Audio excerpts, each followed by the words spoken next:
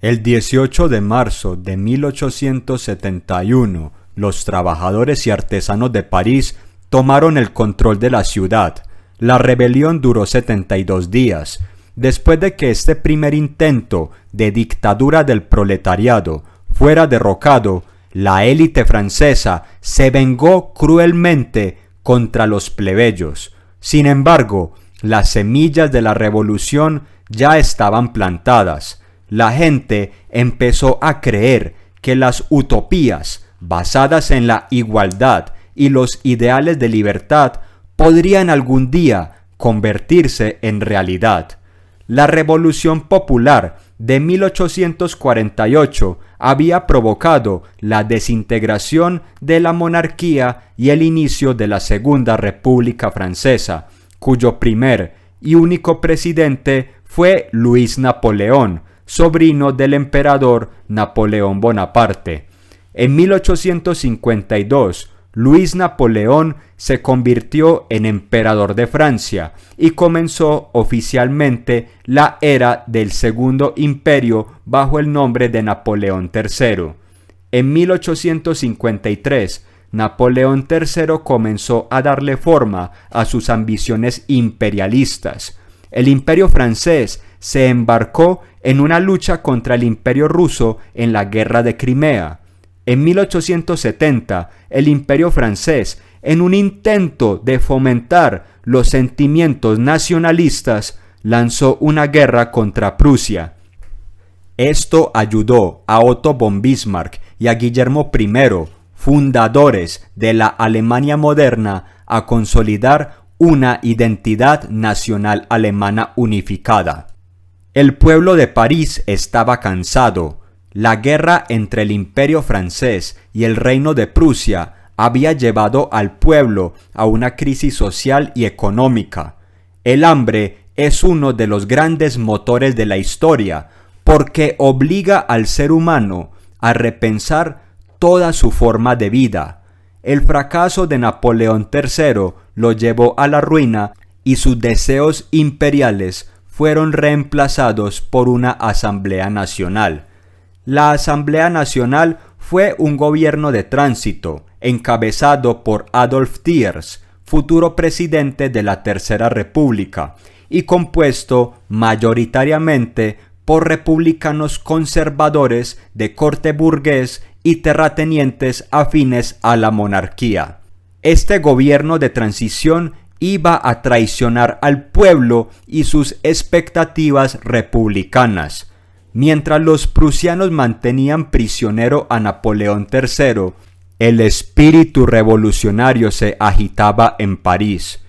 Esta capital de la rebelión ya conocía de primera mano las ideas socialistas de Proudhon, los ideales obreros de Marx y Engels y las utopías republicanas de blanquistas y jacobinos. Los parisinos se sintieron humillados. El ejército prusiano desfiló triunfalmente por las calles de París.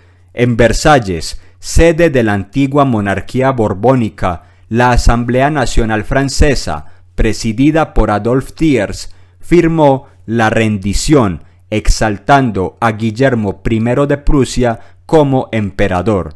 París generó miedo entre las clases dominantes. Fue la ciudad de la revolución por excelencia.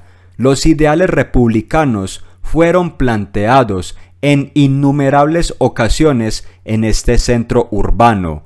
Los soldados de la Guardia Nacional, que eran un verdadero ejército popular formado por trabajadores, decidieron defender París de los terratenientes y burgueses que desde Versalles querían arrebatar al pueblo las armas con las que se habían defendido y habían defendido el país. La gota que rebasó el vaso llegó cuando la Asamblea Nacional quiso privar a los parisinos de los cañones que ellos mismos habían comprado.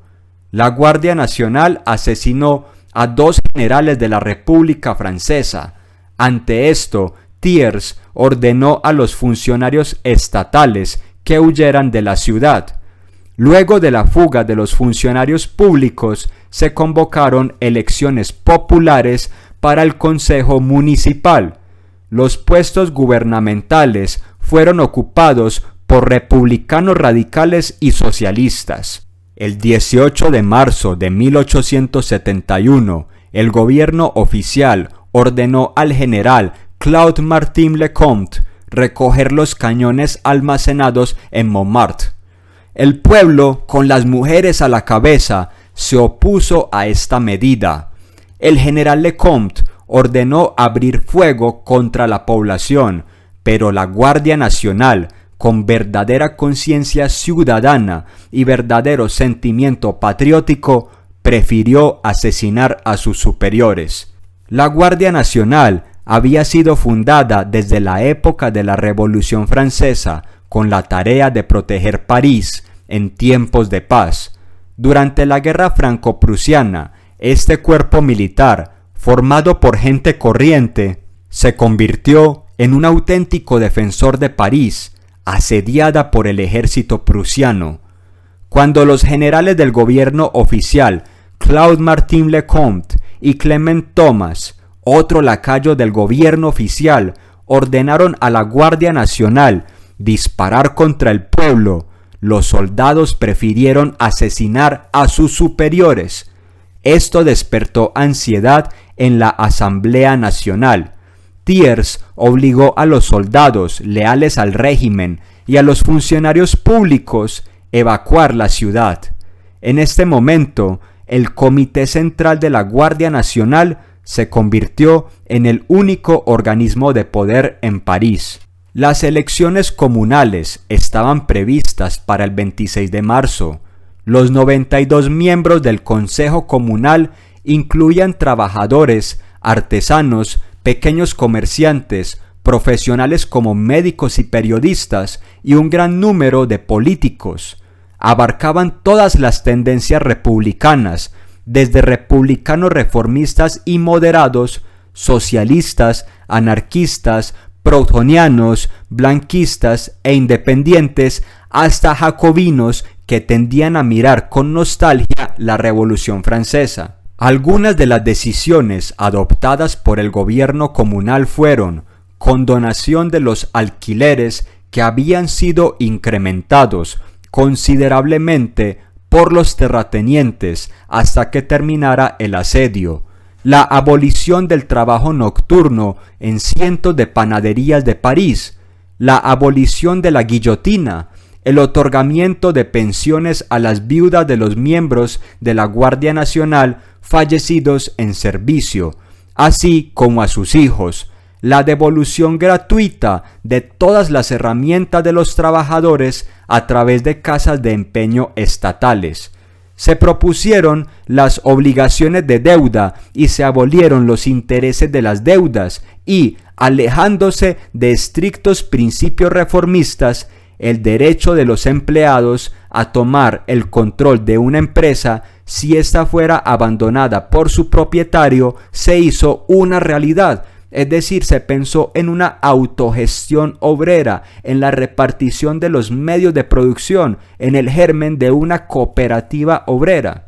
El ejército y la policía fueron abolidos.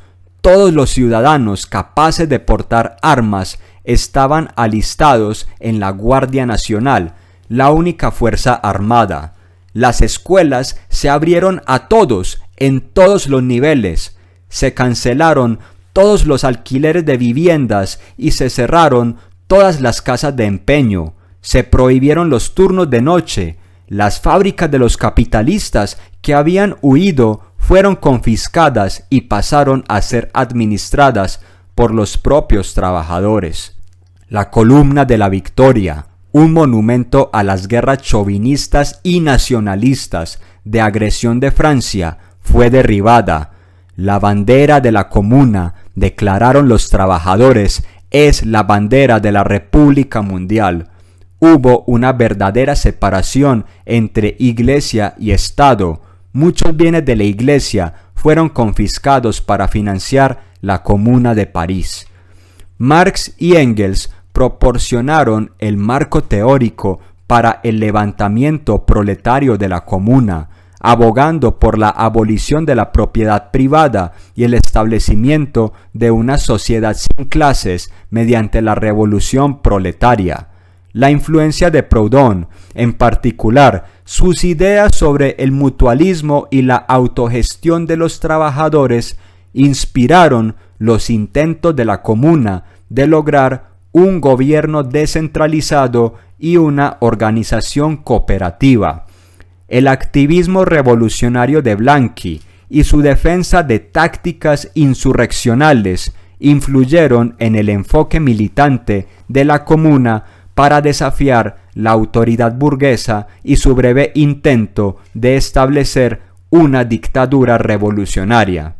Juntos, estos pensadores proporcionaron fundamentos ideológicos para la experimentación radical de la Comuna de París, con principios socialistas y su breve pero significativo desafío a la hegemonía capitalista. Durante la Comuna de París, la ciudad se dividió en 20 distritos administrativos llamados distritos, así sencillamente, cada uno de los cuales se subdividió en unidades más pequeñas conocidas como cantones. Estos cantones funcionaban como órganos de gobierno local, responsables de gestionar diversos aspectos de la vida comunitaria, incluidos el saneamiento, los servicios públicos y la seguridad. Estaban compuestos por representantes electos que implementaron políticas que reflejaban directamente los deseos de la población local, promoviendo la democracia participativa y la toma de decisiones de base. Las asambleas cantonales desempeñaron un papel crucial en la coordinación de las actividades comunales, fomentando la solidaridad entre los ciudadanos y sirviendo como pilares de la estructura de gobernanza descentralizada de la comuna. Las mujeres desempeñaron un papel importante y multifacético, participando activamente en diversos aspectos de las actividades revolucionarias. Estuvieron involucradas en luchas callejeras, enfermería y apoyo logístico a las fuerzas de la comuna. Además, las mujeres formaron sus propias organizaciones, como el Sindicato o la Unión de Mujeres para la Defensa de París y Atención de los Heridos, que abogaba por la igualdad de género y la justicia social. Elisabeth Dmitriev, miembro de la Primera Internacional de Marx y Engels, lanzó el Sindicato o la Unión de Mujeres, que fungía bajo estas premisas. Los miembros eran principalmente trabajadoras de la confección, modistas, pañeras, cosedoras de zapatos, costureras, algunas de las cuales usaban máquinas de coser que eran bastante extrañas.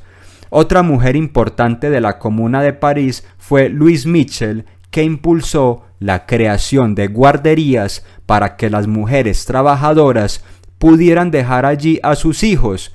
También impulsó la creación de comedores sociales para los niños y se apuntó a la iniciativa de crear escuelas con educación pública, laica y universal. La Comuna de París terminó el 28 de mayo de 1871, cuando las fuerzas del gobierno francés, apoyadas por tropas prusianas, lograron recuperar el control de la ciudad después de semanas de combates y resistencia de los comuneros. La represión final provocó la ejecución, el encarcelamiento y el exilio de muchos de los líderes y participantes de la comuna, marcando el fin de uno de los movimientos revolucionarios más importantes de la historia de Francia.